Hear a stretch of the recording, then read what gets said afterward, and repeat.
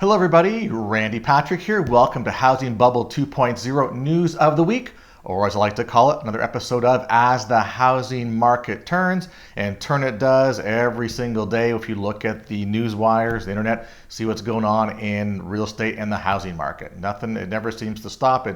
Everything's happening these days, lots of opinions, lots of agendas, lots of information flying around. It's tough to figure out where this market is headed, though I think some of us have some insights as to where it's really going to go. On the agenda for discussion today, we're going to talk about the banks and where the banks would like to see the mortgage industry go. We've got some consumer sentiment here, and we've got some foreclosure data we're going to go over as well too. Today is Monday the 16th of September. Time's flying. We're now into the end of the third quarter. Fourth quarter is approaching. See what the market brings us. So what I find is interesting is that when you look back at the previous housing crisis, and there's no doubt about it, it was a boom, bust, crash and crisis. A lot of things occurred, a lot of contributing factors, and I like to look back and analyze them and figure out what happened and look at the similarities as to what's going on right now. And then I can see the differences to this market, and we can hopefully predict where this is going to end up. Funny enough here, we've got some big banks. Now, Wells Fargo, Bank of America, Quicken Loans, and others want DTI requirements eliminated from QM lending rules. So DTI stands for debt to income ratio. QM is qualified mortgage. So four of the largest mortgage lenders in the country are leading a coalition that is calling on the CFPB, which is the Consumer Finance Protection Bureau, to make changes to the ability to repay / qualified mortgage rule. Specifically, this group includes Bank of America, Quicken Loans, Wells Fargo, and Caliber Home Loans wants the CFPB to do away with the QM rules debt to income ratio requirement. Now, this is the rule was enacted by the CFPB after the financial crisis and requires lenders to verify that the borrowers have an ability to repay the mortgage before lending the money. Now, the rule also includes a stipulation that the borrower's monthly debt to income ratio cannot exceed 43%. But that condition does not apply to loans backed by the government, like FHA, Departments of VA, Veterans Affairs, and Department of Agriculture. Additionally, Fannie Mae and Freddie Mac are not bound by this requirement either. It's known as the QM patch. So these guys actually have an exemption of the QM patch, and this exemption is due to expire in 2021. So, of course, a lot of the loans that are issued today are being backed by the government, and we know that a lot of these lenders are actually taking the DTI, closer to 50%, if not more. So that's actually having some people concerned. But you've got this coalition of, the big banks, Wells, B of A, Quicken, and they're basically saying, well, you know what? If the government-backed loans can do it, why can't we? All right, so it's just, they're trying to open this up to more lenders. So, of course, when lending slows down, what do? We look for ways to loosen standards and get more people involved here. So, basically, a recent analysis by CoreLogic showed that the QM patch, this qualified mortgage patch that only for the government entities, accounted for 16% of all mortgages originated in 2018, comprising of $260 billion in loans. My assumption is that's either growing or percent, maybe not as a, less buying going on now, but again, it could be growing in volume, it could be growing as a percentage as well too.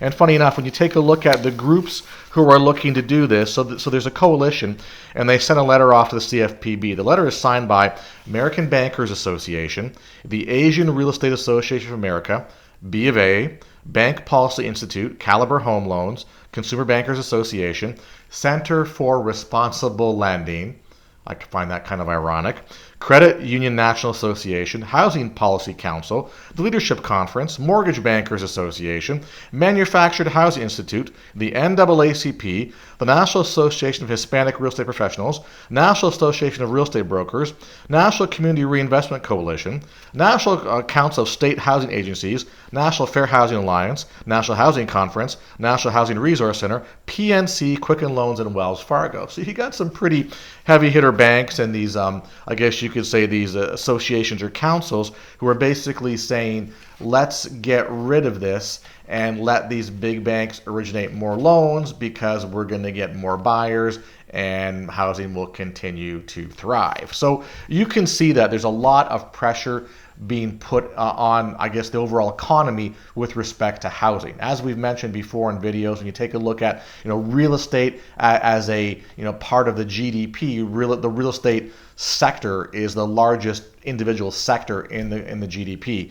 So obviously everyone who's involved with this, who gets a piece of the action wants this to continue, wants housing to continue, wants buying to continue, wants prices to increase, want to originate more mortgages and stuff like that. So I think this is interesting that why I think it's kind of funny and ironic, because now it's kind of like, well, we have a lot of non-banks and a lot of other groups and FHA and the government, whatever, doing these QM patch lending deals, and the big banks who were really tightened on their lending guidelines right after the housing crisis, slowly started to release some of their structure to obviously incur more loan opportunities and applications. And I guess they must look at it going, okay, well, we see this as a final push. Let's get in the game now. So I look at this as funny because at the peak of the market, or as the market's peak and starting to go down a little bit this way, these guys want to get in and do one more sort of swoop at this. Kind of funny.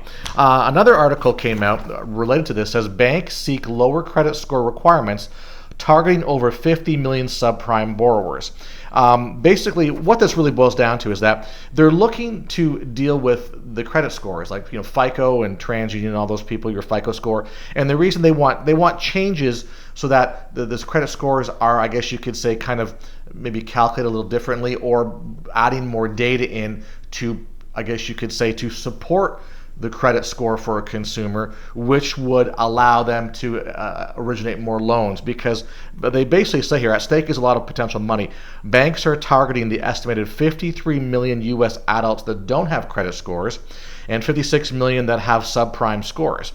The banks claim that many of these people don't have traditional borrowing backgrounds, oftentimes because they pay in cash or are new to the U.S. That doesn't make them bad debt slave prospects, however, quite the opposite. So again, sort of going down what we just talked about, the QM patch here, banks are now going, well, we need lower credit score requirements to originate loans.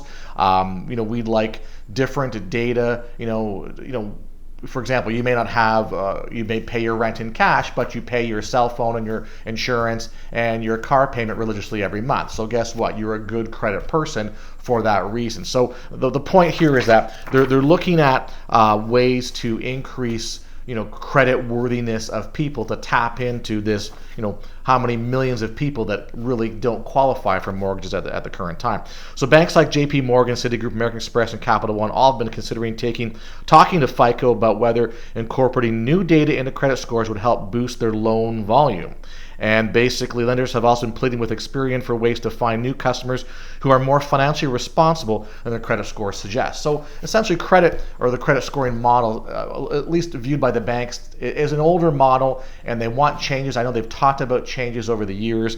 I'm not a credit analyst person, so I don't know what changes have been made, but clearly they want these changes, or more data input, which gives them the ability to look at people and broaden their horizon who they can lend to. So I gotta say, it says critics state the obvious: the new scores could make tons of non-credit worthy borrowers look as though they are credit worthy when they are not. Other critics point out that a borrower's propensity to pay bills necessary to live, like electric and water bills, don't help distinguish whether or not they're likely to pay back unsecured debt.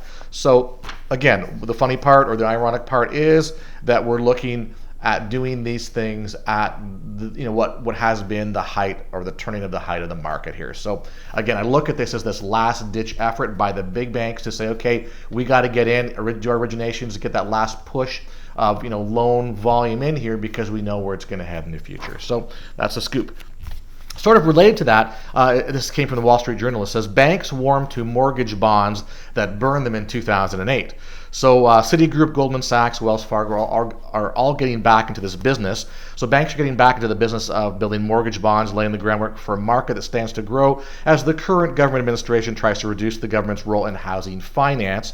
So last year, some $70 billion of mortgages ended up in private label mortgage bonds, according to the Urban Institute. This is far below a peak of more than $1 trillion in the pre-crisis years, but it's the most since 2007. So what burned them? The mortgage-backed securities and the collateralized debt obligations and all those things that you can find if you watch and learn about it in the movie The Big Short.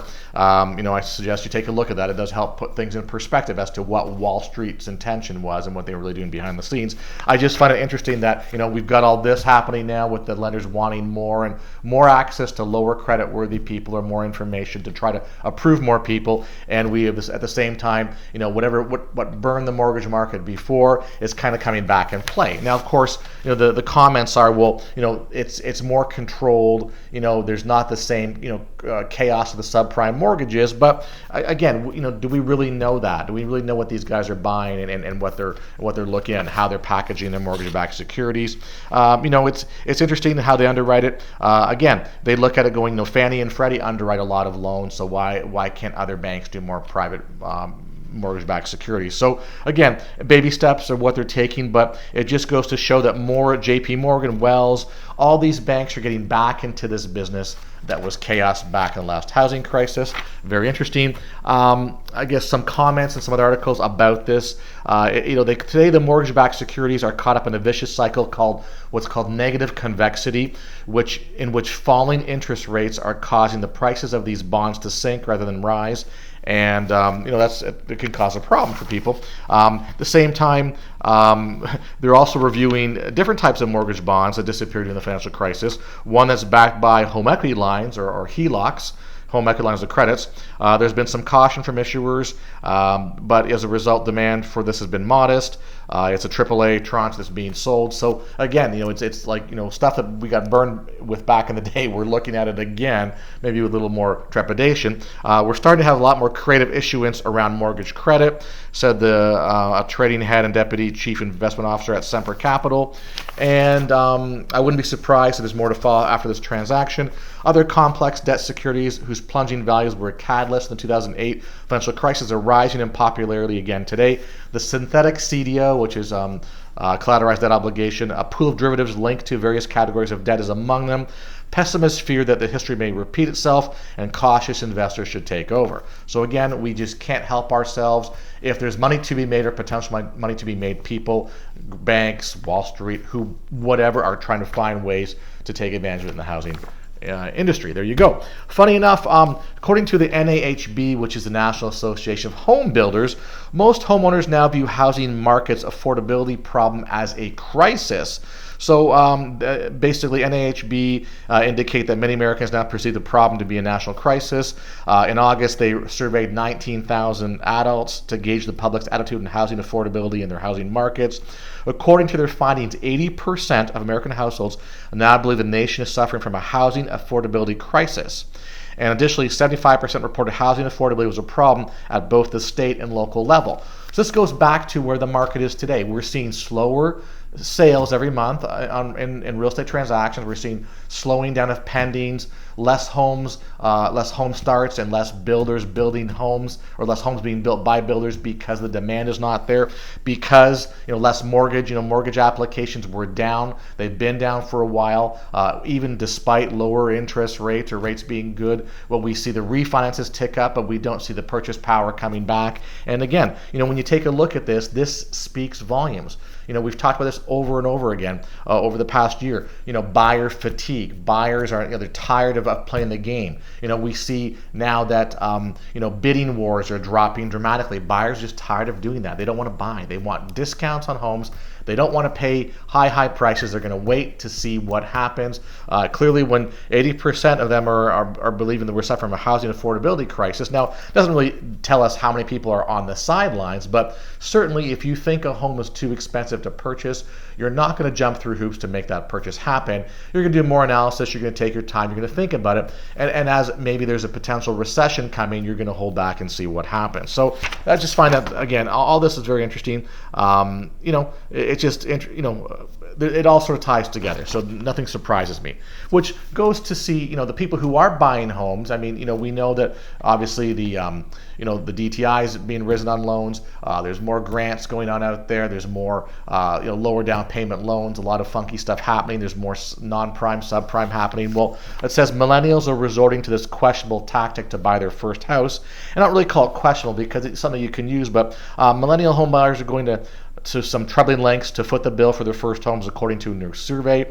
Millennials are more likely than older counterparts to fund their down payment and closing costs by dipping into their retirement savings. So you can go into your retirement savings and essentially use that as a kind of like a personal loan, I suppose, to pay, for down payment and some of the things. I mean, you have to eventually pay that back, I do believe. But 13% of millennials are doing this versus 8% of Gen Xers and 7% of baby boomers. You're saving other instances that, they're also saving money by moving in with family or friends and selling personal items, etc., based on some of the surveys from Bankrate here. So when it comes down to it, we're looking at how we can get into housing. So if it's affordable and it's a stretch, we're getting, we're jumping on loan programs with low down payments, higher DTI. We're looking at different methods of people, getting that down payment together. So, what that really does is, if we have to go up a price point in our buying because we can't find where we want to be, you got to go up a higher price point, another level, then you got to employ all these tactics to get that house that you want. So it boils down to, is it really worth it? Do you feel comfortable risking where the market is today, risking where the lending is today, and risking other parts of your financial well-being down the road? I mean, that's a call you're going to have to make. But I certainly see this as again, when all these things start to happen, to me, it's more indicative of the market is reached its peak, it's over its peak, and now we're just clawing at short-term ways to sort of stay this off. So when people always ask, what's the status of the housing market? When do you see the crash happening? Well, it's kind of like the lenders are putting housing on life support right now. It's kind of like we're looking at, can we reduce interest rates under 25 or 50 basis points? Can we reduce the DTI requirements? Can we start, opening up, the credit scores and see who else we can bring in that qualifies for these mortgages? So it's kind of like the big banks are just trying to literally, they've got their paddles and they're pumping, the energy back into, or the ability to get us on life support for another year, another few more months, whatever that time frame may be.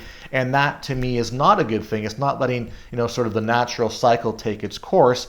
All we're doing is we're providing housing to people who are less and less qualified, who are stretched more and more financially, and are at the top of the ladder as far as risk is concerned. They're not halfway up the ladder; they're on the top rung, and they're kind of balancing there, which is not a good thing. So that's sort of what's going on in the marketplace, and I do believe that this is a concerted effort. Let's see what we can breathe into it, because we know it's going to happen. There's many mortgages, many homes sold. And we know as it goes down, now we're going to have the crash again, and all these buying opportunities for the larger investors and hedge funds come back to the surface. Foreclosure data. So Adam Data Solutions releases foreclosure data for August 2019, basically saying foreclosure filings in August is up 4% from July, but down 24% from a year ago, which is interesting. Now, I know that sometimes, depending on where you are in the country, summertime months tend to actually have a slower amount of, like towards the end of summer. I've noticed this because I've tracked it for so many years.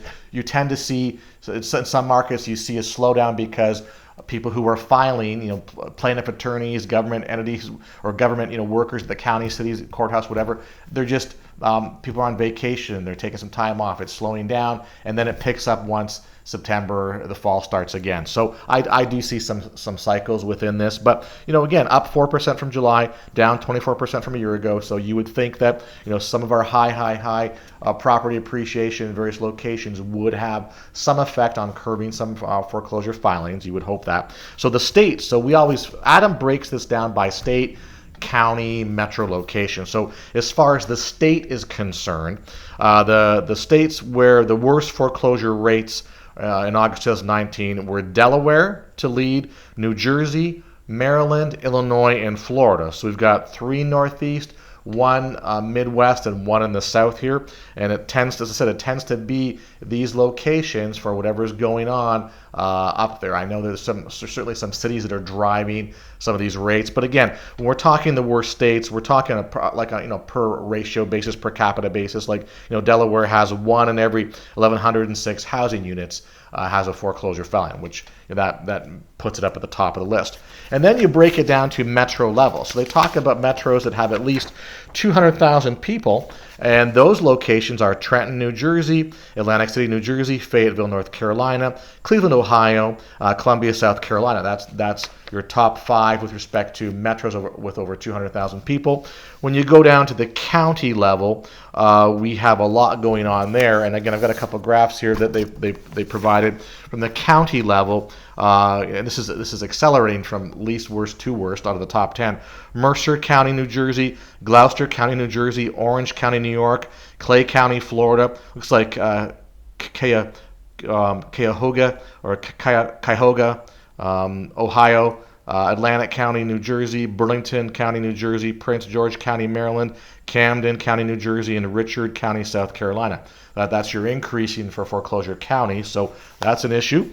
We take a look at housing foreclosure filings for metros with over 1 million or more.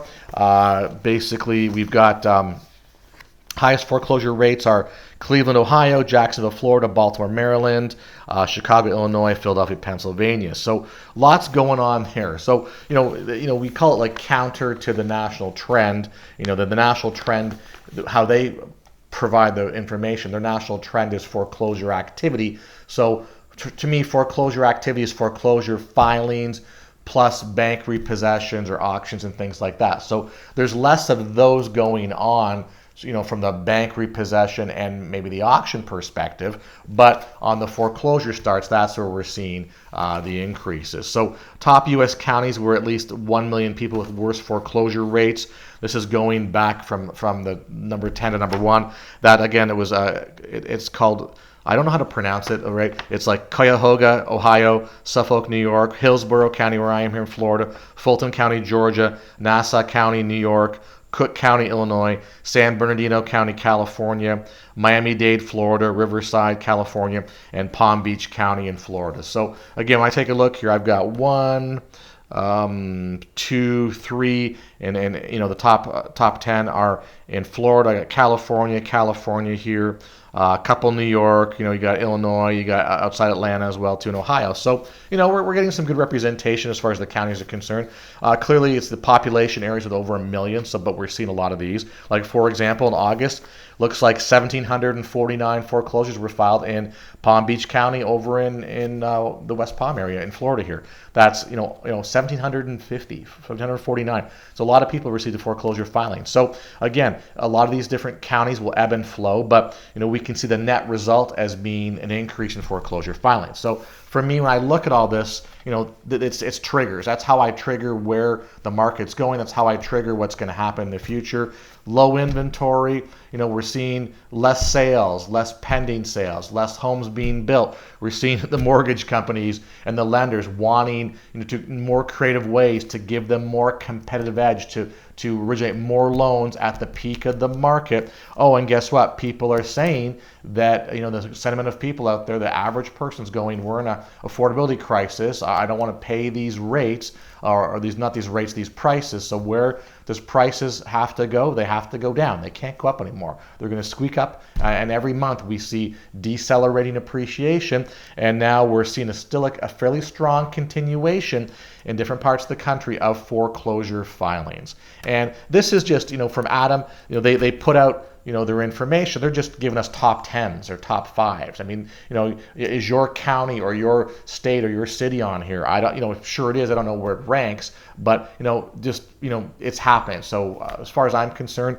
whether it's 1,749 for one county versus 25 for the county, it's all relative to where you live, and based on the economy, based on the housing prices, based on other factors like people moving, the transientness of the location. A big factor is property taxes. Now I know for the Northeast, for the Illinois area, for California, a lot of that is factoring in people's moving out of state as well too. So there is a number of things going on here. Individually, when you look at this, what's happening, well, maybe not, but when you put them all together, certainly seems like what we saw over 10 years ago is happening right now. And again, going back to, and I always say this because the number one kind of, I guess you could say, argument that we're not in a housing bubble, that we're not going to have a housing crisis, is the whole QM position. So we're not going to have any problems because we have qualified mortgages. Well, looks like over the years that QM or QM patch that was input for the government entities, the GSEs, is increasing in value and percentage, and now we have the big banks who are going, well, I want a piece of that action as well too, and not only that, I want to get into a broader range of credit score people. I want increased information so I can qualify the 53 million people without credit and the 56 million that are subprime. I want to qualify more of those to buy properties at fairly expensive or fairly high prices. So again, I don't know what to say to that. If you still don't believe that's going to happen, then that's your own perspective. I certainly believe it's going to happen. The second question is when and how much. Well, we're watching this. As I said, the more these big lenders and the government and all these associations are trying to keep the housing market on life support, the longer it's going to take, but not that you can't find deals. And again, when you take a look at the number of foreclosure filings that are happening out there, this is your deal source right here, people. All right, these will eventually hit the market when they go through their process. There's ways to obtain them before they hit the market to get in on them. So as I say to people, if you're looking as an investment strategy, you need to be talking to me about short sales, because that's where the market is going. That's the next or the only available market niche, as far as I'm concerned, that's not being looked at all. Though I'm starting to see little bits of little piece of information pop up here and there, of people going, "Hey, want to take a look at this?" or some more seminars, some more people talking about it. So mark my words, it's going to come back, and people are preparing for it. So get in on the game with that now. Whether it's looking for your primary residence or investment properties, the nice thing about this is you're not competing with the masses. You're actually competing against the seller to contact you, and you're competing against their lender for price point. But other than that, you're not competing against the market to beat you there and to overbid against you. That's the cool part about working the distressed properties, particularly in the short sale market. So anyway, that's all we got for today. Appreciate the views, appreciate the likes and the comments. As I mentioned, if you want information, reach out to me, want to know more about what I'm doing in this potential short sale market, please reach out. We have training programs for that. A lot of stuff happening as well too. It's been very busy. Things have picked up. I've noticed that over the past 4 weeks for sure. I'm much more busy now with more deals, more opportunity, more people inquiring, etc. So that's where the market's going. Prepare for it right now. If you like what you hear and you want to hear more, please do me a favor, help my channel grow and click the subscribe button. Anyway, look forward to talking to you guys sometime during the week. See you later.